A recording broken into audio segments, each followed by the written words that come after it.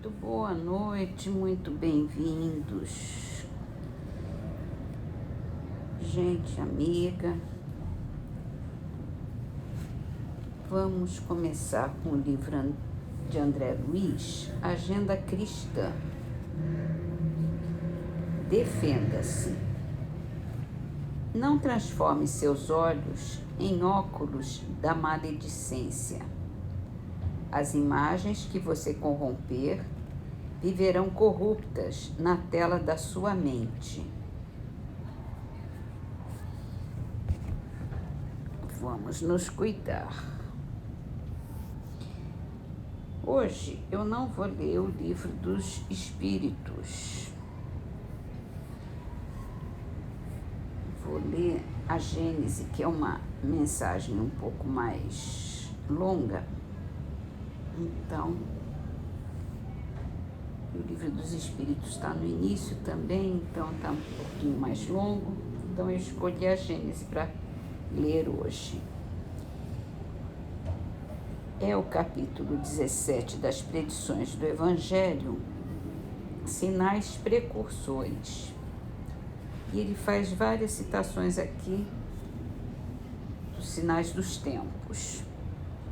Primeiro é Mateus, capítulo 24, versículos 6 a 8. Também ouvireis falar de guerra e de rumores de guerra. Tratai de não vos perturbardes, porquanto é preciso que essas coisas se deem, mas ainda não será o fim. Pois ver-se-á povo levantar-se contra povo e reino contra reino. E haverá pestes, fomes, tremores de terra em diversos lugares. Todas essas coisas serão apenas o começo das dores. Depois é Marcos, capítulo 13, versículo 12 e 13. Então o irmão entregará o irmão para ser morto, os filhos se levantarão contra seus pais e suas mães e os farão morrer. Sereis odiados de toda a gente por causa do meu nome, mas aquele que perseverar até o fim será salvo. Agora Mateus, capítulo 24, de novo, versículo 15 a 22. Quando virdes que a abominação que causa a desolação, que foi predita pelo profeta Daniel, está no lugar santo, aquele que lê entenda. Fujam então para as montanhas os que estiverem na Judéia. Não desça aquele que estiver no telhado para levar de sua casa qualquer coisa, e não volte para apanhar suas roupas aquele que estiver no campo. Mas ai das mulheres que estiverem grávidas ou amamentando nesses dias. Pedi a Deus que a vossa fuga não se dê durante o inverno nem em dia de sábado, porquanto a aflição desse tempo será tão grande como ainda não houve igual desde o começo do mundo até o presente, e como nunca mais haverá. E se esses dias não forem abreviados, nenhum homem se salvaria, mas esses dias serão abreviados em favor dos eleitos.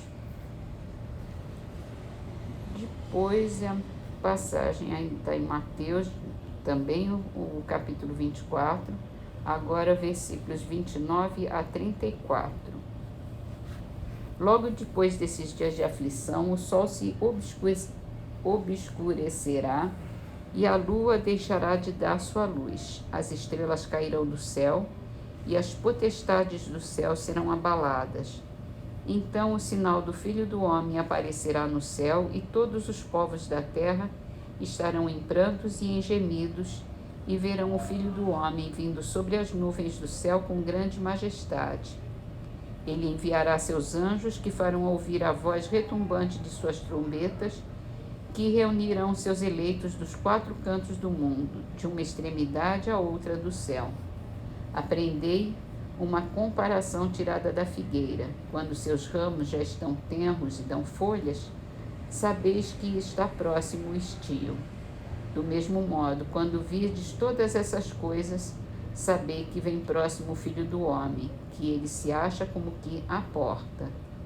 Digo-vos em verdade que essa raça não passará sem que todas essas coisas se tenham cumprido. Agora é o versículo 37 a 39, também de Mateus. E acontecerá no advento do Filho do Homem o que aconteceu ao tempo de Noé, pois como nos últimos tempos antes do dilúvio, os homens comiam e bebiam, se casavam e casavam seus filhos, até o dia em que Noé entrou na arca. E assim como eles não conheceram o momento do dilúvio, senão quando este sobreveio e arrebatou toda a gente, assim também será no advento do Filho do Homem. Agora é Marcos, capítulo 13, versículo 32. Quanto a esse dia e a essa hora, ninguém o sabe, nem os anjos que estão no céu, nem o Filho, mas somente o Pai. Agora é João, capítulo 16, versículos 20 a 22. Em verdade vos digo, chorareis e gemereis, e o mundo se rejubilará. Estareis em tristeza, mas a vossa tristeza se mudará em alegria. Uma mulher, quando dá à luz, está em dor, porque é vinda a sua hora. Mas depois que ela dá à luz um filho, não mais se lembra de todos os males que sofreu, pela alegria que experimenta de haver posto no mundo um homem. É assim que agora estáis em tristeza, mas eu vos verei de novo, e o vosso coração rejubilará, e ninguém vos arrebatará a vossa alegria. E finalmente a passagem de Mateus, capítulo 24 de novo, versículos 11 a 14. Levantar-se-ão muitos falsos profetas que seduzirão a muitas pessoas, e porque abundará a iniquidade, a caridade de muitos esfriará, mas aquele que perseverar até o fim será salvo. E este evangelho do reino será pregado em toda a terra, para servir de testemunho a todas as nações. É então que o fim chegará. Quer dizer, é uma porção de passagens do Apocalipse, né? No evangelho de Mateus, Marcos e João.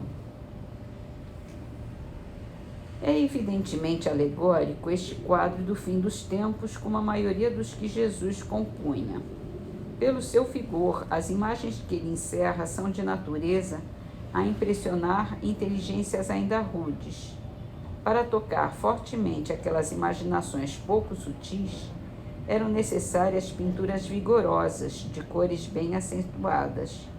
Ele se dirigia principalmente ao povo, aos homens menos esclarecidos, incapazes de compreender as abstrações metafísicas e de apanhar a delicadeza das formas. A fim de atingir o coração, fazia-se mister falar-lhes aos olhos com o auxílio de sinais materiais e aos ouvidos por meio da força da linguagem. Como consequência natural daquela disposição de espírito, a suprema potestade, segundo a crença de então, não era possível se manifestar a não ser por meio de fatos extraordinários, sobrenaturais. Quanto mais impossíveis fossem esses fatos, tanto mais facilmente era aceita a probabilidade deles. O Filho do Homem, a vir sobre nuvens com grande majestade, cercado de seus anjos, e ao som de trombetas, lhes parecia de muito maior imponência do que a simples vinda de uma entidade investida apenas de poder moral.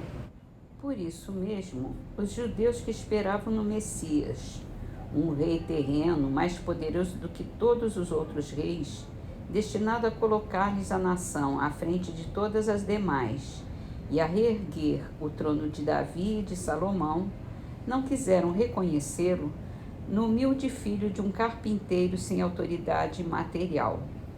No entanto, aquele pobre proletário da Judéia se tornou o maior entre os grandes. Conquistou para sua soberania maior número de reinos do que os mais poderosos potentados, exclusivamente com a sua palavra e o concurso de alguns miseráveis pescadores, revolucionou o mundo, e a ele é que os judeus virão a dever sua reabilitação. Disse, pois, uma verdade quando, respondendo a esta pergunta de Pilatos, és rei? Respondeu, tu o dizes. É de se notar que entre os antigos, os tremores de terra e o obscurecimento do sol eram acessórios forçados de todos os acontecimentos e de todos os presságios sinistros. Com eles deparamos por ocasião da morte de Jesus, da de César e num sem número de outras circunstâncias da história do paganismo.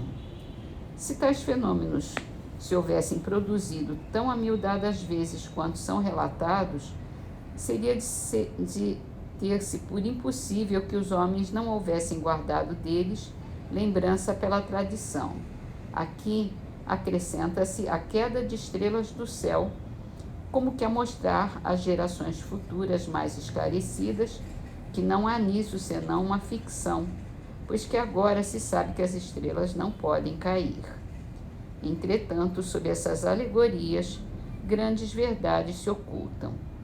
Há, primeiramente, a predição das calamidades de todo gênero que assolarão e dizimarão a humanidade, calamidades decorrentes da luta suprema entre o bem e o mal, entre a fé e a incredulidade, entre as ideias progressistas e as ideias retrógradas.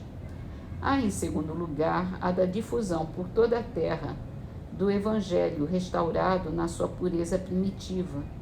Depois, a do reinado do bem, que será o da paz e da fraternidade universais, a derivar do código de moral evangélica, posto em prática por todos os povos. Será verdadeiramente o reino de Jesus, pois que ele presidirá a sua implantação, passando os homens a viver sob a égide da sua lei. Será o reinado da felicidade, porque ele diz que, depois dos dias de aflição, virão os de alegria. Quando sucederão tais coisas? Ninguém o sabe, diz Jesus, nem mesmo o Filho. Mas quando chegar o momento, os homens serão advertidos por meio de sinais precursores. Esses indícios, porém, não estarão nem no sol nem nas estrelas. Mostrar-se-ão no estado social e nos fenômenos mais de ordem moral do que físicos, e que, em parte, se podem deduzir das suas alusões. É indubitável que aquela mutação não poderia se operar em vida dos apóstolos, pois, do contrário, Jesus não lhes desconheceria o momento. Aliás, semelhante transformação não era possível que se desse dentro de apenas alguns anos. Contudo, ele lhes fala dela como se eles a houvessem de presenciar. É que, com efeito, eles poderão estar reencarnados quando a transformação se der, e até colaborar na sua efetivação. Ora, ele fala da sorte próxima de Jerusalém, ora toma esse fato por ponto de referência ao que ocorreria no futuro. Será que, predizendo a sua segunda vinda, era o fim do mundo que Jesus anunciava, dizendo, quando o Evangelho for pregado por toda a terra, então é que virá o fim? Não é racional que se suponha que Deus destrua o mundo precisamente quando ele entre no caminho do progresso moral, pela prática dos ensinos evangélicos. Nada, aliás, nas palavras do Cristo, indica uma destruição universal, que em tais condições não se justificaria. Devendo a prática geral do Evangelho determinar grande melhora no estado moral dos homens, ela por isso mesmo trará o reinado do bem e acarretará a queda do mal. É, pois, o fim do mundo velho, do mundo governado pelos preconceitos, pelo orgulho, pelo egoísmo, pelo fanatismo, pela incredulidade, pela cupidez, por todas as paixões pecaminosas que o Cristo aludia ao dizer: quando o Evangelho for pregado por toda a terra, então é que virá o fim. Esse fim, porém, para chegar, ocasionaria uma luta, e é dessa luta que advirão os males por ele previstos. É isso. E os sinais dos tempos estão por aí, né? Como se diz, quem tem olhos de ver, que vejam.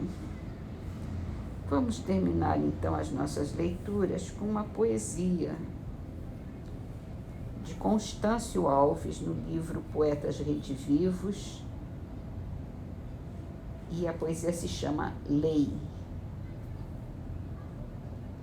Reencarnação, descer de mansão doce e flórea, ninho tecido aos sóis que fulge da escumilha, onde a vida Pompeia excelsa maravilha e afundar-se na sombra em lodacenta escória.